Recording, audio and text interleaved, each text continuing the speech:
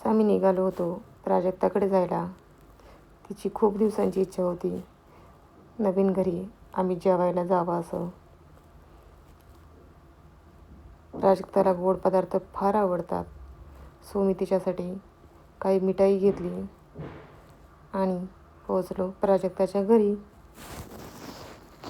तेजू खूप एक्सायटेड होती प्राजक्ताला आणि रानूला भेटण्यासाठी, कारण तिच्या त्या दोघी मस्ती पार्टनर होत्या. प्राजक्ताचं घर फार उंचावर असल्याकारणानं लिफ्टमध्येच आम्हाला 5 मिनटं वरती येण्यासाठी गेले. या मस्तीखोर खूप दिवसांनी भेटल्या, त्याच्यामुळे यांच्या झाल्या गाठीभेटी. आमच्याही झाल्या. चला तर पाहूयात प्राजक्तानं आज काय काय मेनू बनवला आहे. मस्त पुलाव भात, पनीरची भाजी, कोशिंबीर आणि काकूंनी खूप सारा चिवडा माझ्यासाठी तिच्यासोबत गावाकडून पाठवून दिला होता.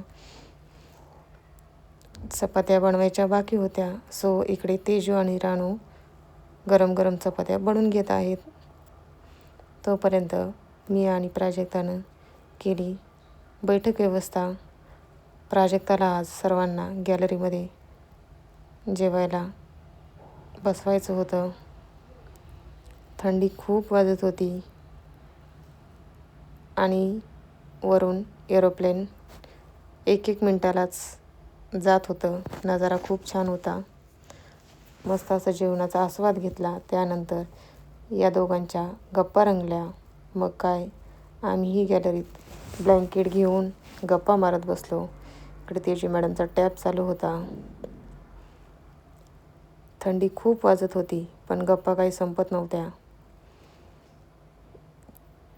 त्यानंतर आम्ही घरी जायला निघालो. काही सेल्फी घेतल्या आणि निघालो खाली. घरातही अशीच टीम होते आणि घरी जाताना अशीच टीम होती. तेजूला माऊचं गार्डन पाहिजे होतं. सो तेजूनं रात्रीचाही चान्स सोडला नाही. पूर्ण गार्डन फिरून पाहिलं. सर्व खेळण्या खेळून पाहिल्या. त्यासोबत प्राजक्तानंही सर्व खेळण्या खेळण्याचा आनंद घेतला. आमच्या रानू मॅडमला ऑफिसला सकाळी जायचं असते. यांना काही खाली यायला वेळच नसतोय. त्यांनी आज पहिल्यांदाच गार्डनमध्ये खेळण्याचा आनंद घेतला. इकडे प्राजक्ता खूप सारी फुलं घेऊन आली. हिला फुलांची खूप आवड. पौर्णिमेचा चंद्र आज खूप छान दिसत होता. अशा प्रकारे प्राजक्ताकडे जेवणाचा बेत खूप छान झाला.